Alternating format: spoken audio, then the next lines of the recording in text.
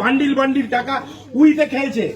আজকে কর্পোরেশনের অফিসাররা এসে যখন পরিষ্কার করতে বলেছে, তালা ভেঙে এই পার্টি অফিস, দেখুন দেখুন নেতৃত্ব পার্টি অফিস তারা এখানে এইসব হোর্ডিং ব্যানার এবং এই বাক্স দুটি রেখেছিল।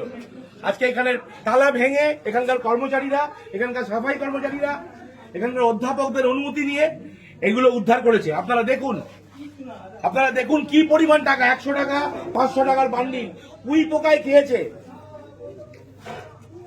এই টাকার উৎস কি আমরা জানতে চাই? এই টাকা কারা? দিনের পর দিন এই কলেজে যারা দুর্নীতি করেছে, এই কলেজে যারা দিনের পর দিন ধরে দুর্নীতি করেছে, এই কলেজে দিনের পর দিন যারা টিচিং স্টাফদের ঠকিয়েছে, প্রফেসরদের সঙ্গে গুন্ডামি করেছে, তাদের প্রত্যেকের টাকা এটা।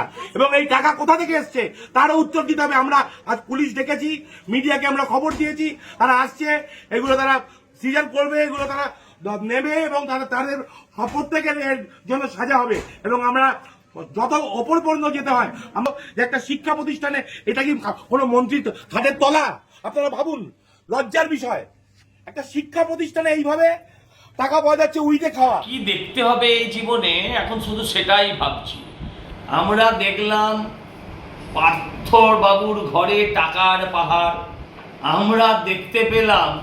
আর কি দেখবো? তারপরে দেখলাম কাউন্সিলরদের পাটের খেতে টাকা পুঁতে রাখা। আজকে দেখলাম তৃণমূলের ছাত্র নেতারা, যদিও তাদের বেশিরভাগের বয়স 60-এর বেশি, তারা ইউনিয়ন রুমে আলমারির ভেতর লাখ লাখ টাকা, এবং সেই টাকাও উইয়ে খেয়েছে। ভাবতে পারেন কত টাকা থাকলে পরে টাকা উইতে খায়।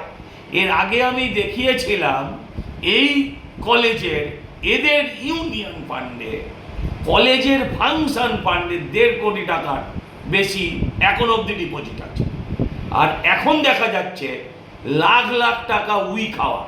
এবং এই সমস্ত টাকা জনতার, এদের গরিবের টাকা, ছেলেদেরকে ভর্তির টাকা।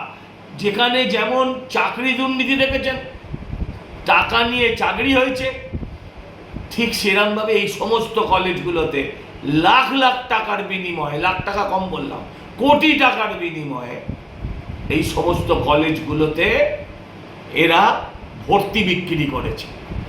আর এদের সঙ্গে মাথা থেকে পা অবধি যুক্ত। এদের কোনোদিন পুলিশ টাচ অবধি করেনি। এদের জন্য, এদের টাকা নিয়ে ভর্তির কারণে একটি মেয়ে সুইসাইড করেছে। এদের বিরুদ্ধে এর থেকে অনেক গুরুতর অভিযোগ আছে। তার সত্ত্বেও পুলিশ এদের কোনোদিন কেশাগ্র স্পর্শ করেনি। এদেরকে সারা জীবন জেল কাটালেও বাংলার মানুষের রাগ যাবে না। তাই বলছি যে এদেরকে ইমিডিয়েট গ্রেফতার করা হোক।